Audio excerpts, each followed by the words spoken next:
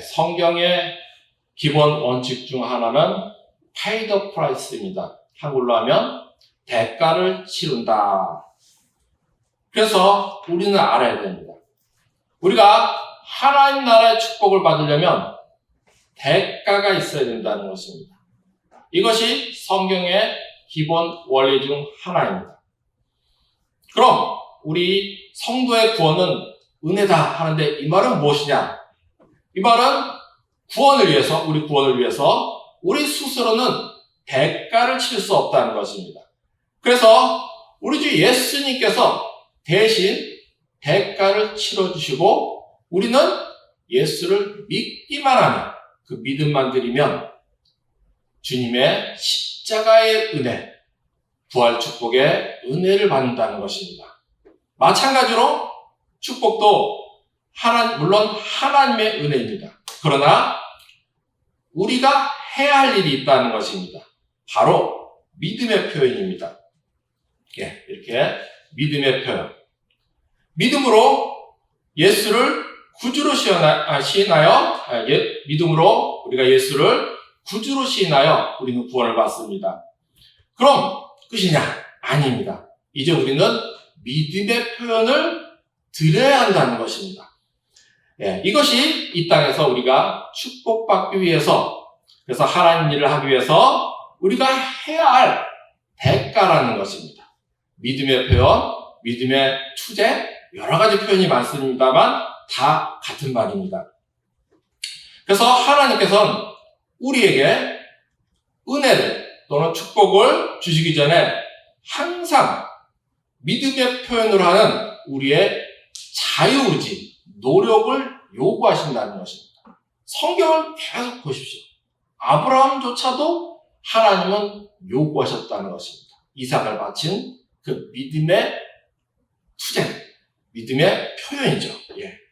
그러므로 우리 성도는 잊지 말아야 됩니다.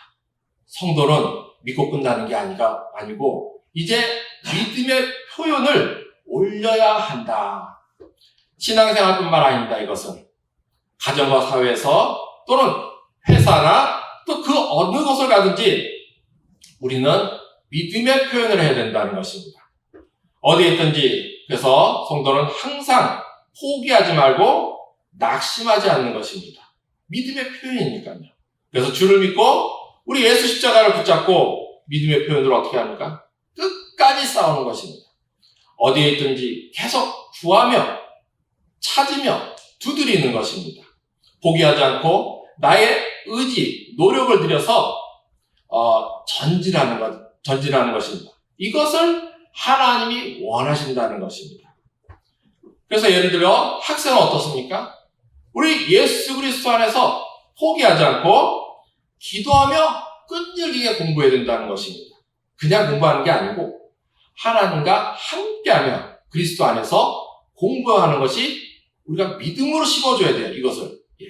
그래서 공부도 믿음의 싸움이 돼야지 포기하지 않고 하는 거지, 안 그러면은 중간에 넘어지는 것입니다. 어른들도 마찬가지입니다. 회사나 자기 사업에서 얼마나 스트레스 많습니까?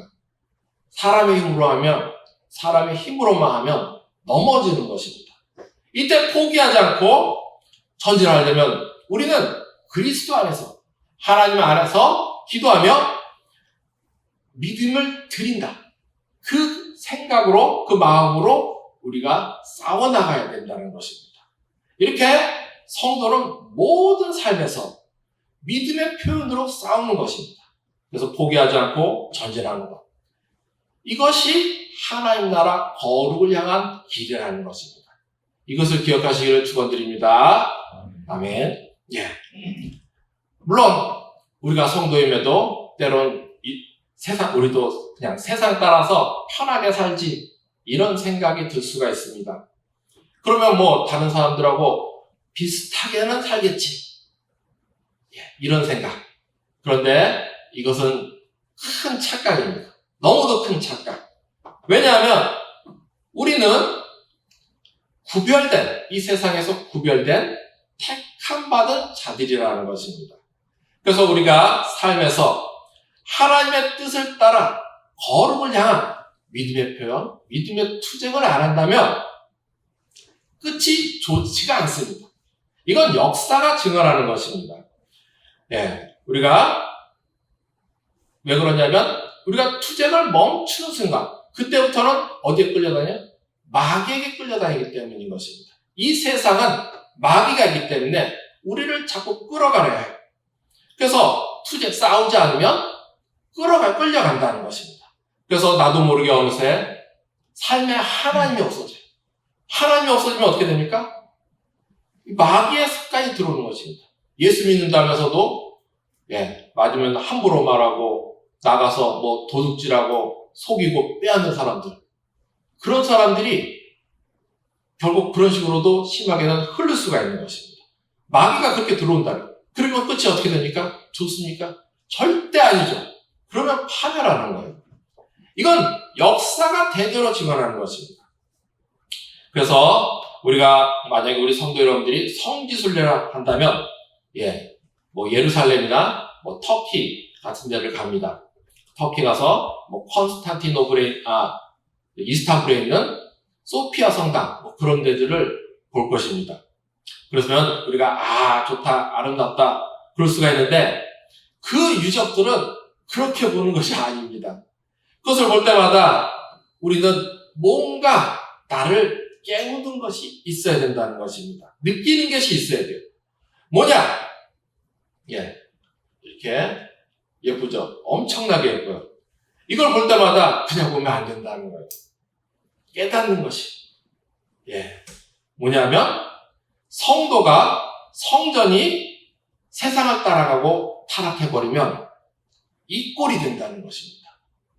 바로 예루살렘 멸망 장면을 그린 그림이죠. 그리고 이거는 이슬람에 의해서 콘스탄티노플이 정복당할 때 그 그림들. 역사는 말합니다. 피가 강같이 흘렀다.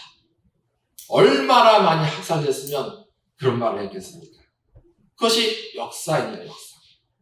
이것은 왜인가? 우리는 잊지 말아야 된다는 것입니다. 하나님의 성도들이 하나님에 대한 관심을, 그가 기뻐하시는 거룩함에 대한 믿음의 표현을, 투쟁을 잃어버리면 이렇게 된다는 거예요.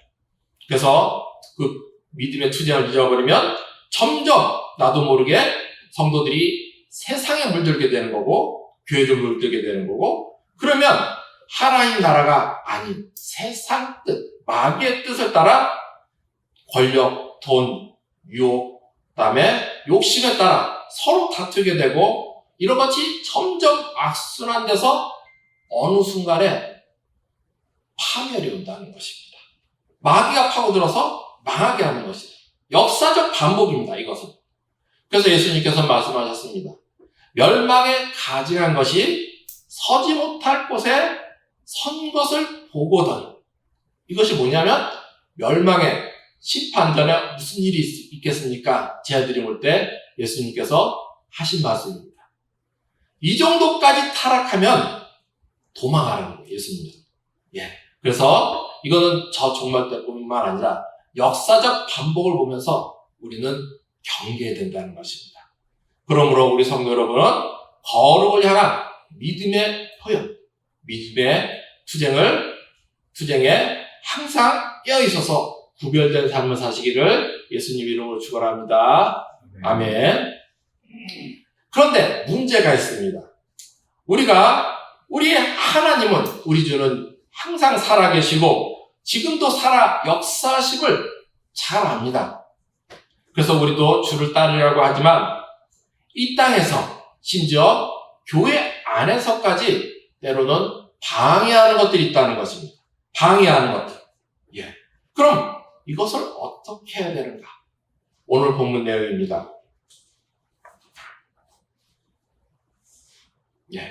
먼저 14절 우리 같이 보겠습니다. 14절부터 바울은 3장 2절에 걸쳐가지고 교회 안에, 심지어 교회 안에도 세 종류의 사람이 있다. 바울은 말하고 있습니다. 첫째는 뭐냐? 14절입니다. 우리 같이 읽겠습니다. 육에 속한 사람은 하나님의 성령의 일들을 받지 아니하나니 이는 그것들이 그에게는 어리석게 보이며 또 그는 그것들을 알 수도 없나니 그러한 일은 영적으로 분별되기 때문이라.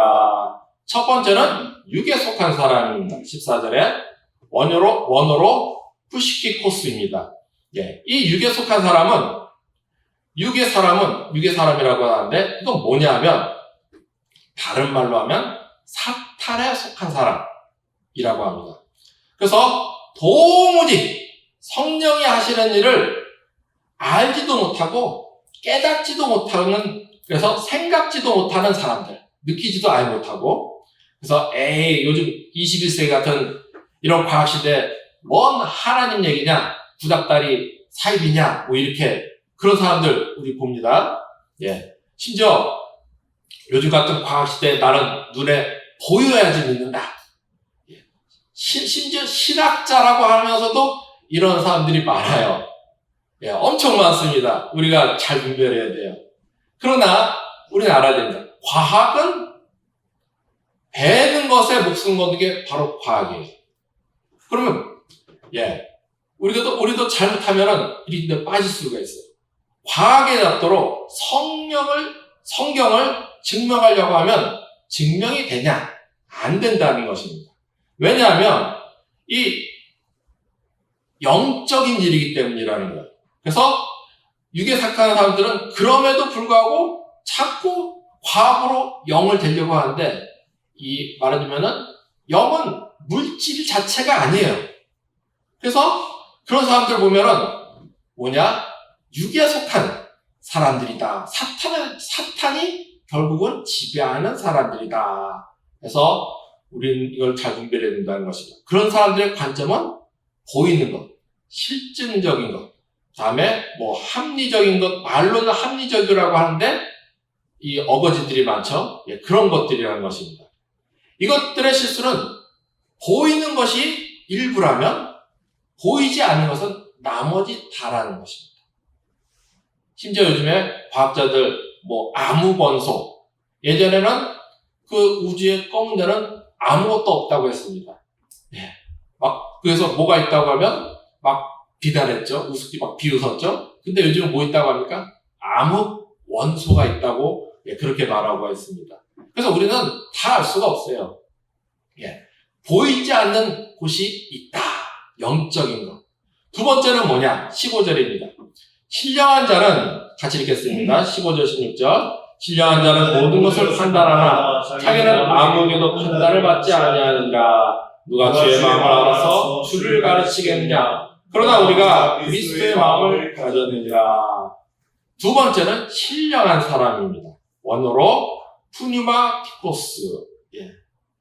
그래서 육에 속한 사람이 있고, 이 사람은 사탄에 속한 사람. 반대로 신령한 사람은 뭐냐? 성령의 사람이라고 합니다. 영에 속한 사람. 이 사람은 특징은 그리스도의 마음을 가졌다는 거예요. 그래서 하나님의 뜻을 알고 따라간다는 것입니다. 세 번째는 그럼 뭐겠습니까? 이 중간입니다. 육신에 속한 사람이라고 말하고 있습니다. 우리 3장 1절, 2절 같이 읽겠습니다. 형제들아, 내가 신령한 자들을 대하와 같이 너에게 말할 수 없어서 육신에 속한 자, 곧 그리스도 안에서 어린아이들을 대함과 같이 하노라.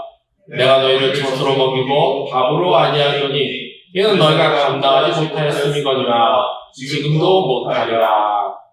이 육신에 속한 사람은 다른 말로 육체를 입은 사람들이라는 것입니다. 대부분이 여기에 속하겠죠. 그래서 근데 우리가 번역을 갖다가 육신에 속한 사람, 그다음에 처음에 뭐였죠? 육에 속한 사람. 이러니까는 엄청 헷갈립니다. 그래서 제가 원어를 말한 거예요. 앞에는 뭐였죠? 푸시키코스라는 것이었고, 그러니까 푸시키코스 외울 때 푸죽간에 갈 사람들, 이렇게 외우면 좋겠고, 이거 다시 뒤로 가야겠네요.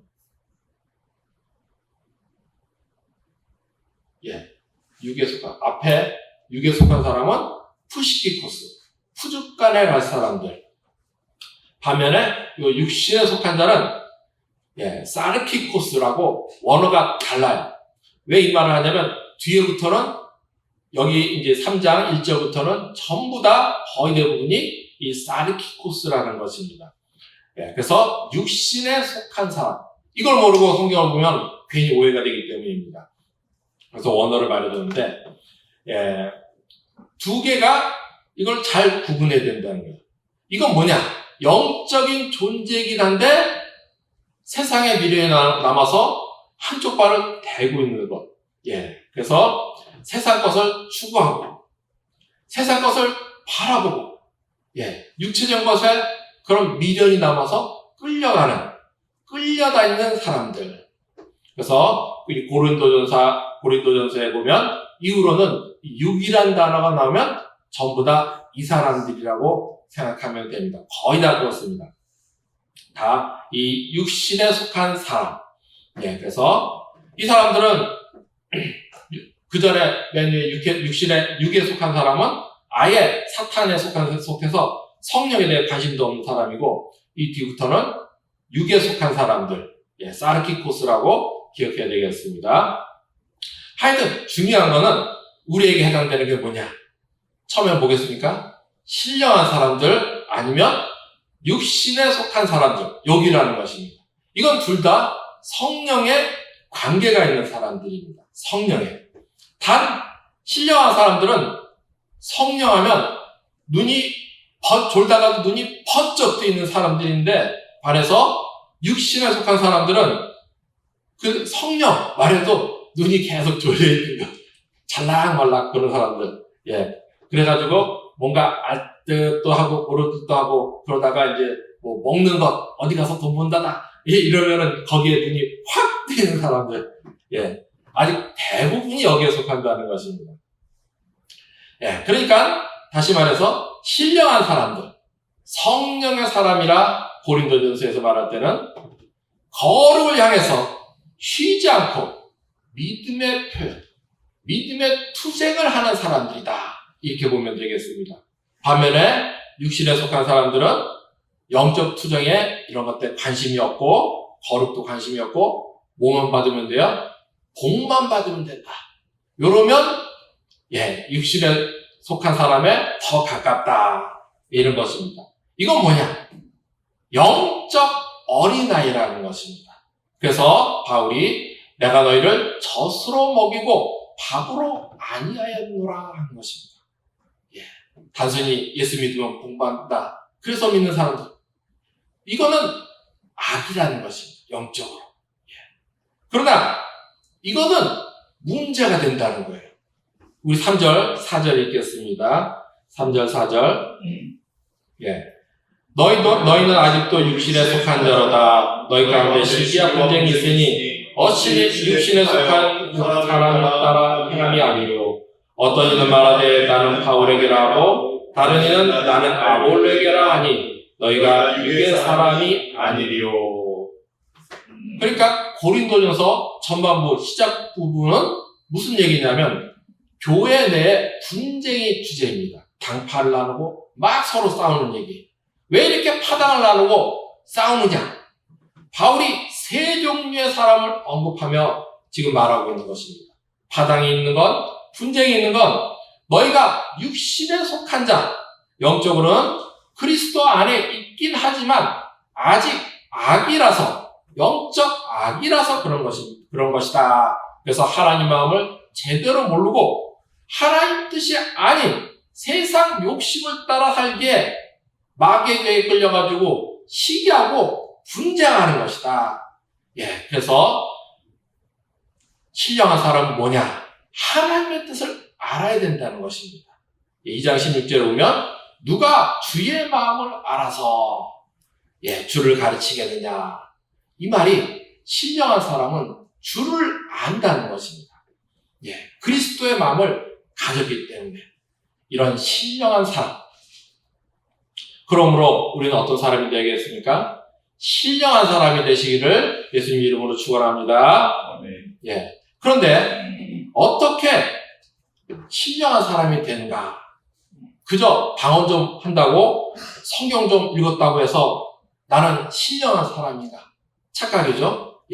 방언을 넘어야 됩니다. 방언도 물론 해야 됩니다. 예. 그렇지만 그것을 넘어서 성령 충만이라고 말합니다. 이 말은 뭐냐면 성령 하나님께서 나를 온전히 주장하시는 그런 단계. 예.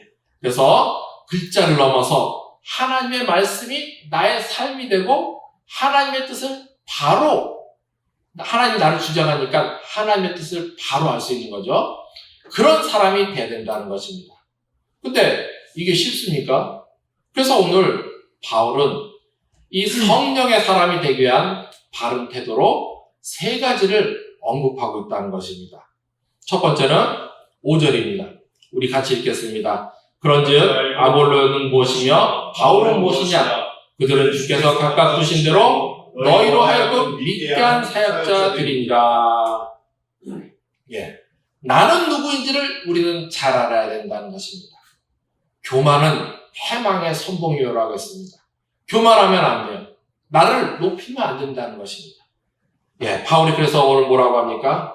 그런즉 아볼로는 무엇이며 바울은 무엇이냐? 아무것도 아니라는 것입니다. 이 바울이 아무것도 아니에요?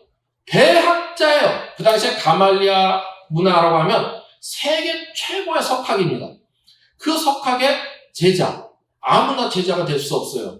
그런데 그 당시에는 가말리엘이 직접 선택해야지만 제자가 되는 것입니다. 그런데도 제자가 됐다. 이건 너무너무 대단한 일인 것입니다. 거기다가 날 때부터 로마 시민이요.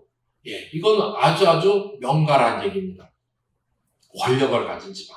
그런데 바울은 말하기를 나는 아무것도 아니다. 이런 겸손이 우리도 있어야 되는 것입니다. 그래서 이어서 말합니다. 그들은 주께서 각각 주신 대로 사명을 받았다는 거예요. 첫째는 나는 아무것도 아니지만 사명을 받는다. 두 번째는 너희로 하여금 믿게 한 사역자들이다. 사역자. 나는 그저 사역자일 뿐이다. 아무리 내가 바울이라도 하나님이 원하시면 나는 100명도 1000명도 세울 수 있는 사역자. 다른 말로 하면 일꾼. 또 다른 말로 하면 그저 종이다는 거예요. 하나님의 종이다는 거예요. 예. 그래서 이것을 우리도 어떻게 합니까? 이거 우리도 마찬가지로 적용해야 된다는 것입니다. 여기 있는 김 목사, 여기 우리 집사님들, 권사님들 무엇이냐? 하나님이 필요하면 100명도 1000명도 10,000명도 세울 수 있는 하나님 나라의 사역자, 하나님 나라의 종들인 줄 믿으시기 축원합니다. 예. 그래야지 우리가 냉철해져요. 안 그러고 교만하면 말하자면은 마귀에게 잘 속는 것입니다. 내가 잘났다 그렇게 생각하면 절대 안 된다는 것입니다. 역할이 각각 우리는 다를 뿐 그저 우리 모두 다 각각 다 하나님 나라의 일꾼이라는 것입니다. 일꾼임을 기억하시길 축원드립니다. 두 번째는 우리의 태도가 뭐냐? 오직 하나님께서만 자라나게 하신다는 것입니다. 따라하겠습니다. 오직 하나님께서 자라나게 하신다. 오직 하나님께서 자라나게 하신다.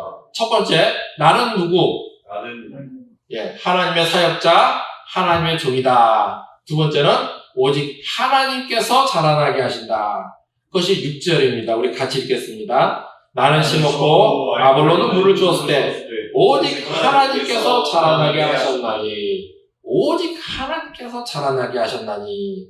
이게 중요합니다. 이것이 그래서 이게 중요해서 7절은 앞에 첫 번째 두 번째를 합쳐서 다시 반복을 합니다. 7절 그런즉 심는 이나 물 주는 이는 아무것도 아니로되. 5절에 뭐라고 했어요? 아무것도 아니고 나는 그저 사명받아서 일꾼 된 사람이다. 바울이 그렇게 말했죠. 이것을 다시 강조해서 나는 아무것도 아니다. 이제 아예 대놓고 말하는 거예요. 그리고 이어서 오직 자라나게 하시는 일은 하나님뿐이다. 반복을 하는 것입니다. 이렇게 성경에서 2번 연속해서 반복하는 것은 아주 중요하다는 거예요. 예. 내가 바울일지라도, 아볼로일지라도, 게바일지라도 아무것도 아니다. 주인은 오직 하나님뿐.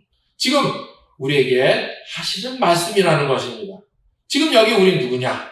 nothing. 아무것도 아니다. 예. 그러나 그래서 우리가 내가 아니면 하나님 나라 망한다.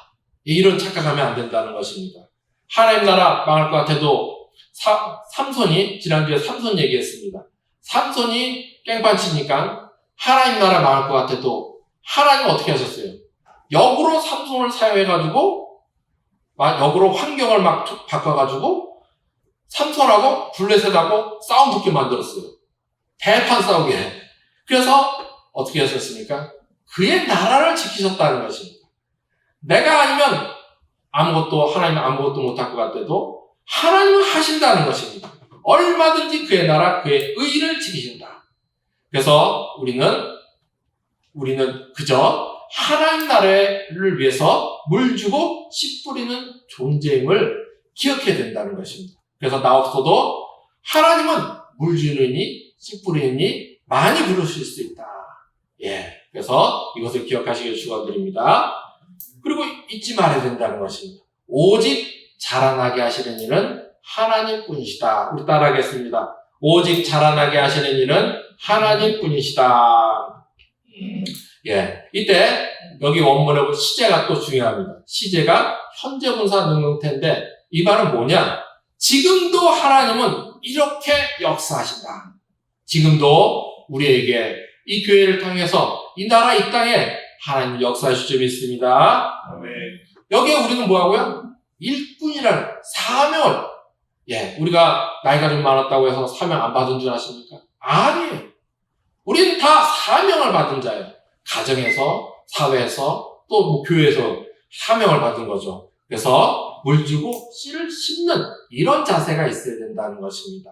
그러면 우리가 충성되게 일하면 하나님이 받으신다는 거예요. 그래서 우리로 하여금 일할 수 있게 복의 복을 내려주시기를 예수님 이름으로 축원합니다. 아멘. 이것이 우리 성도가 신령한 자가 되기 위한 태도. 첫 번째, 두 번째. 세 번째는 뭐냐? 적용입니다. 그러므로 우리는 어떻게 해야 된다는 말이냐? 8절입니다. 심는 이와 물 주는 이는 한 가지이나 각각 자기가 말한 대로 자기의 상을 받으리라. 이 말은 우리가 상 보고 그저 전진해야 된다. 옆에 아무리 꼬셔도 그런 거 쳐다보지 말고 전진해 나가야 된다는 거예요.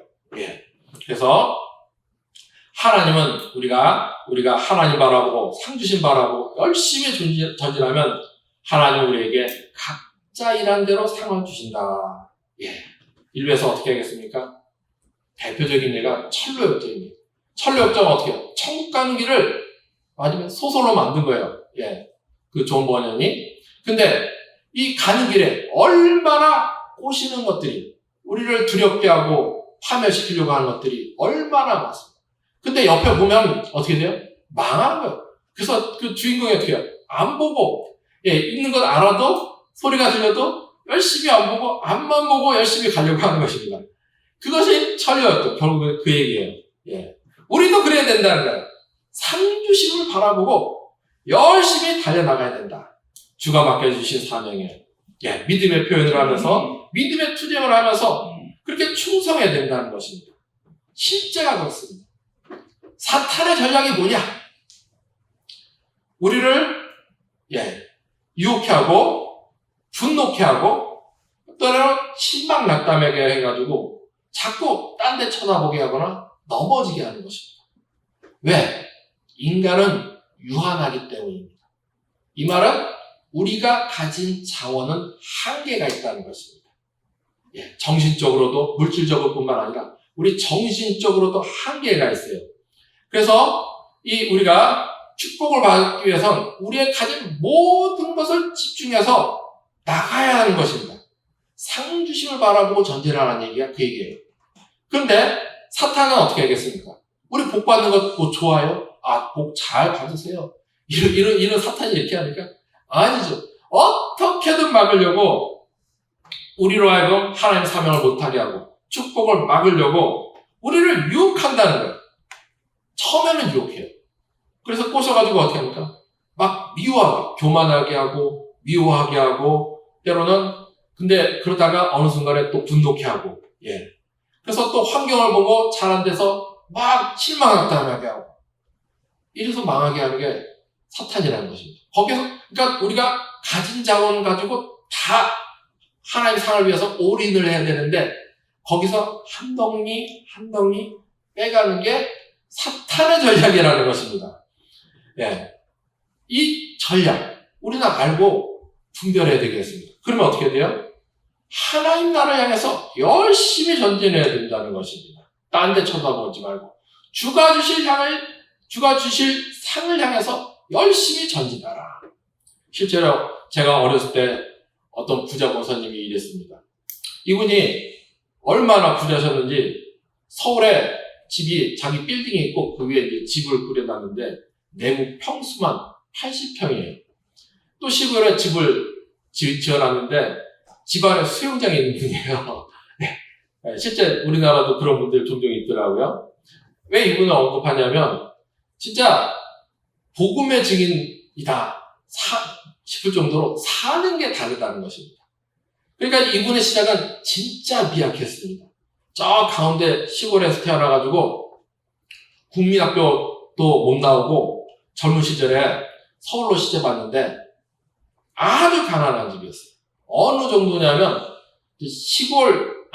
지하 3방 하나 빌려가지고 시댁 식구까지 데리고 같이 사는 거였습니다. 뭐 9식구였다던가 뭐 그러는데, 그러니까 이쪽에 커튼 하나 쳐두고 신혼부부 생활하고 그 옆에 시어머니 시아버지 있고 그 옆에 시동생들 있고 요즘 같으면 어떻게 돼요? 당장에 뭐 이혼하자 뭐 그럴 환경, 예, 그런 상황이었습니다.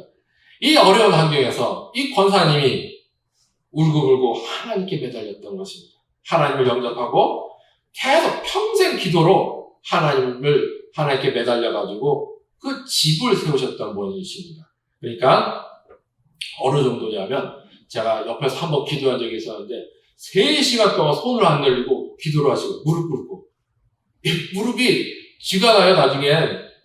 거기 저는 한 30분 따라하다가 못하고 넘어지고 옆에서 따라하고 그랬었는데 그렇게 수십 년을 기도하니까 하나님이 큰 은사를 주시는 것이었습니다. 그래서 남편 사업을 잘 도와가지고 위기 때마다 잘 분별해가지고 집안을 크게 일으켰던 분입니다.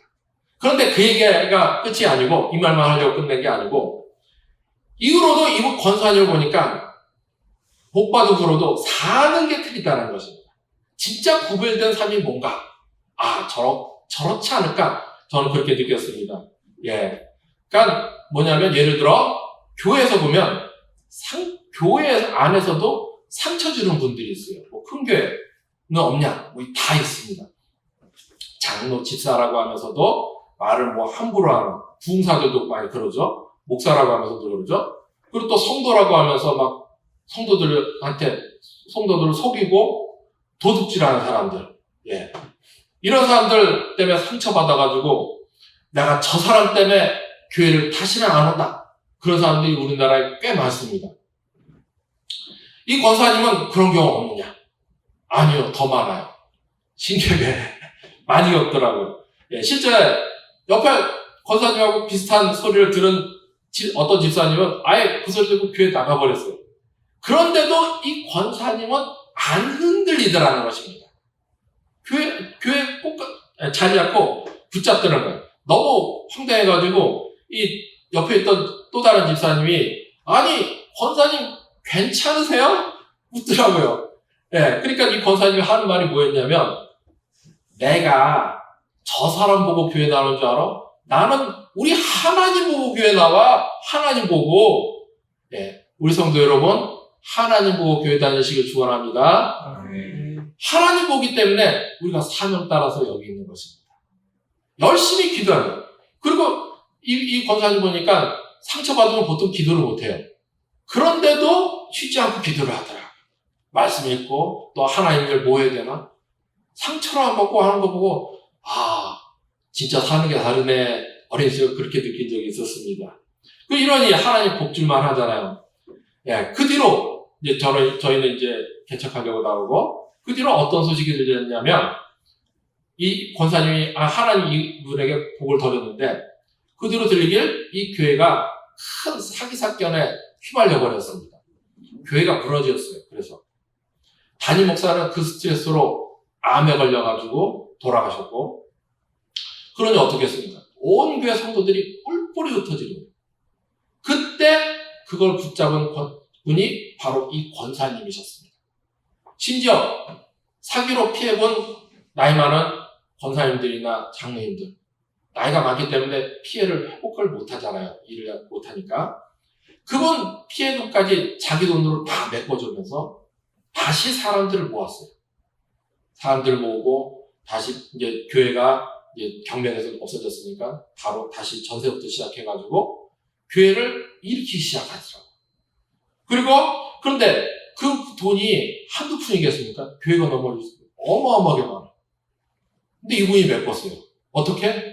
남편이 생활비 준 거 조금 빼가지고 용돈 준 거 모아가지고. 이 말은 얼마나 그 집이 돈을 많이 벌었다는 얘기예요. 네. 이런 축복. 심지어 마지막에 이제 작년인가 재작년인가 들은 소식은 이제 너무 나이가 많아가지고 회사를 정리했다는 거예요. 그래서 자기 몫으로 자녀들 다 재산 큰 돈 나눠주고 자기 몫으로 이제 생활할 거 이제 남은 것 중에서 한쪽 떼가지고 교회를 지어줬다. 요즘같이 비싼 땅에 서울 땅값 얼마나 비쌉니까? 그런데도 교회를 지어서 바쳤다라는 얘기입니다. 예, 우리 성도들도 이렇게 복 받으시길 축원합니다. 아멘. 예, 정리하겠습니다. 우리 성도는 세상과 구별되게 하나님의 뜻을 따라 살아야 합니다. 어떻게 세상을 이기는가? 대대로 어떻게 우리가 축복을 받고 믿음의 축복의 교회를 세우며 믿음의 축복의 명가를 세울 것인가? 하나님의 지혜로운 자가 됩니다. 하나님의 능력, 하나님의 지혜가 있는 사람이 되어야 돼요. 이 말은 하나님의 뜻을 아는 그리스도의 마음을 가진 자. 그래서 오늘 성경은 이 사람을 가해서 신령한 자, 성령 충만한 자라고 말하고 있습니다. 예, 그러나 나는 뭐 그런 데 관심 없고 그저 복만 받길 원한다. 예, 그런 육신에 속한 사람이 되면 안 되냐? 안 된다는 것입니다. 오늘 성경은 그것을 경고하고 있어요. 왜? 이 땅에 수시로 마귀와 싸우고 있기 때문인 것입니다. 축복의 길을 그래서 잡아야 되는데 위기를 이겨야 되는데 마귀가 그걸 가만 안 두죠. 그러면 우리는 무장을 해야 된다는 거예요. 그래서 신령한 사람, 성령의 사람이 되어야 된다는 것입니다. 예. 그래서 본문을 보면서 우리는 분별해야 됩니다. 우리가 가져야 될 태도, 오늘 본문은 이를 위해서 분별할 것과 우리가 가져야 될 태도를 말하고 있습니다. 먼저 성령의 사람이 되어야 되는데 먼저 우리가 주를 따르려고 하지만 방해하는 것들이 있을 수 있다는 것입니다. 실제 영적으로 마귀뿐만 아니라 이 땅의 사람들도 세 가지 종류의 사람이 있기 때문에 있다는 것입니다. 아무리 교회라고 하더라도, 심지어 교회라고 하더라도 세 종류의 사람이 있다. 첫 번째는 육에 속한 사람, 이것은 사탄에 속한 사람이고, 두 번째는 신령한 사람, 다른 말로 성령의 사람, 그리고 이 중간에, 세 번째는 중간에 위치한 육신에 속한 사람, 다른 말로 육체를 입은 사람들. 그래서 하나님 마음을 모르고 하나님 뜻을 따라가는 것이 아닌 세상 욕심이나 유혹에 끌려다니는 이들. 이것이 이제 세 번째죠. 그래서 이런 사람들이 있기 때문에 우리는 그냥 살면 안 된다는 것입니다. 문제는 우리도 이 중간에 위치한 육신에 속한 사람, 영적 악이기 쉽다는 것입니다.